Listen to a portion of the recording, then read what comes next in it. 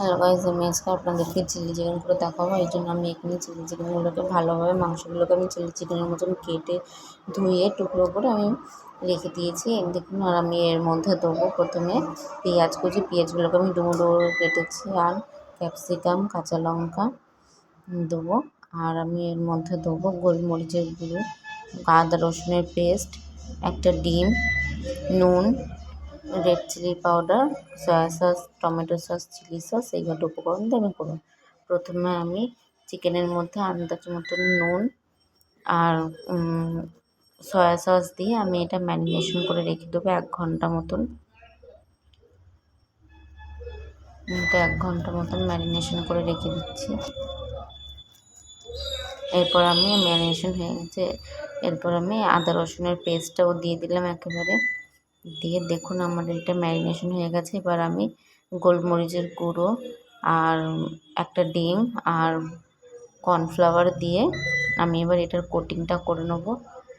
এটার কোটিংটা হয়ে গেলে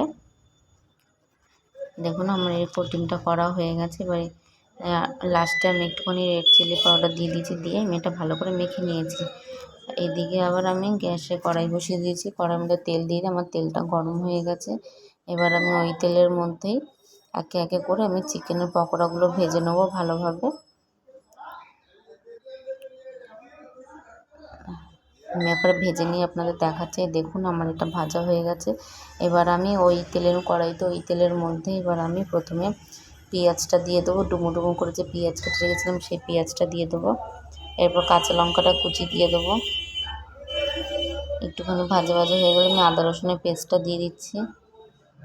দিয়ে এবার আমি আরেকটু ভালো করে নেড়ে চেড়ে কাঁচা ভাবটা চলে গেলে আমি এবার ক্যাপসিকাম কুচিটা দিয়ে দিচ্ছি। ক্যাপসিকাম কুচিটা দিয়ে আমি আরেকটু ভালোভাবে নাড়াচাড়া করে রেড চিলি পাউডার দিয়ে দেবো। প্রথমে আমি খুব বেশি দিইনি, আমি হালকা কালারের জন্য দিয়েছি।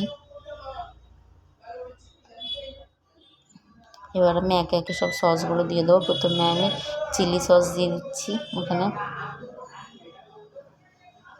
এরপর আমি সয়া সস দিয়ে দিলাম আন্দাজ মতন।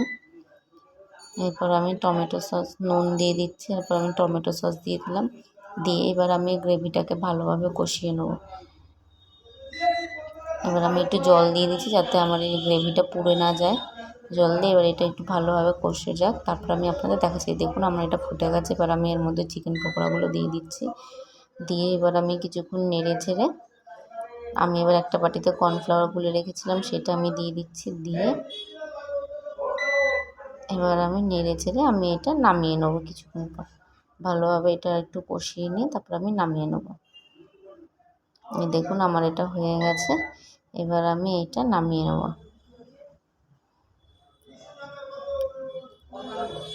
নামানোর সময় আমি একটু গোলমরিচের গুঁড়ো দিয়ে নামিয়ে নিয়েছি। দেখুন আমি এটা নামিয়ে নিয়েছি। আমার ভিডিওটা ভালো লেগে থাকলে অবশ্যই লাইক, কমেন্ট আর শেয়ার করে দেবেন। সাবস্ক্রাইব করতে ভুলবেন না।